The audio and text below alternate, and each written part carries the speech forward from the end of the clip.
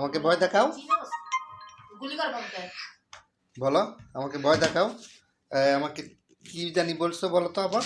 এটা ধরো, এটা ধরো। হ্যালো গাইস, নুসরাত এবার সন্ত্রাস হয়ে গেছে। দেখেন এতটুকু বয়সে সন্ত্রাসী করতেছে আমার সাথে, সাহস তো কম না। বলো বাবাকে ভয় দেখাও, এরকম করে দেখাও। এই তুই আমাকে চেনস? বলো। তুমি না মুখ বললা একটু আগে, এখন বলো।